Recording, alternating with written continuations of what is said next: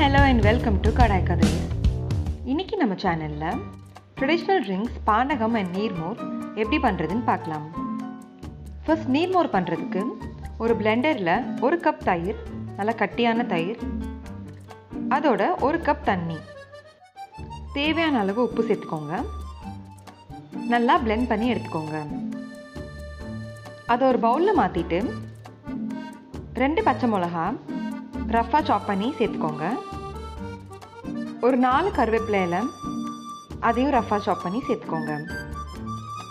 கொத்தமல்லி தான் நீர்மோருக்கு நல்ல ஒரு ஃப்ளேவர் கொடுக்கும். உங்கள் கை அளவுக்கு கொத்தமல்லியை எடுத்து நல்லா சின்ன சின்னதாக சாப் பண்ணி சேர்த்துக்கோங்க. 2 சின்ன துண்டு இஞ்சி நல்லா தட்டிக்கோங்க. இஞ்சியை தட்டி சேர்த்தாதான் அதோட டேஸ்ட் ரொம்ப நல்லாயிருக்கும், நீங்கள் சாப் பண்ணி சேர்க்குறத விட. 1/2 டீஸ்பூன் ஜீரகம், அதையும் நல்லா தட்டி எடுத்து வச்சுக்கோங்க. தட்டின இஞ்சியும் ஜீரகத்தையும் நீர்மோரில் சேர்த்துடுங்க. இதோட ஒரு பிஞ்ச் பெருங்காயம் சேர்த்துக்கோங்க. ரொம்ப சேர்த்துடாதீங்க.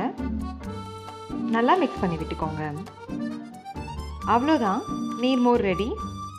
சாப்பிட்டதுக்கப்புறம் நீங்கள் மோர் குடிச்சிங்கன்னா உங்கள் உடம்புக்கு ரொம்ப நல்லது. எவ்வளோதான் ஜூஸஸ் ட்ரிங்க்ஸ் இருந்தாலும் சாப்பாடுக்கு அப்புறம் நீர்மோர் குடிக்கிற சாட்டிஸ்ஃபேக்ஷன் எதுலேயுமே வராது. கண்டிப்பாக ட்ரை பண்ணி பாருங்கள். அடுத்தது பானகம். இது வெல்லத்தில் பண்ணுற ரொம்பவே ஸ்வீட்டான ஹெல்த்தியான ஒரு ட்ரிங்க். இது பண்ணுறதுக்கு ஒரு சின்ன துண்டு சுக்கை நல்லா தட்டி எடுத்துக்கோங்க. சுக்குனா காஞ்ச இஞ்சி, இதுக்கு பதிலாக நீங்கள் இஞ்சி கூட யூஸ் பண்ணலாம்.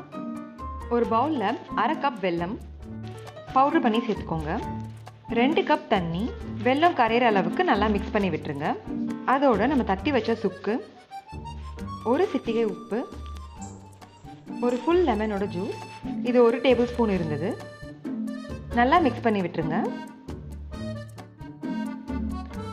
ஃபில்டர் பண்ணி புதினா சேர்த்து சர்வ் பண்ணிடுங்க.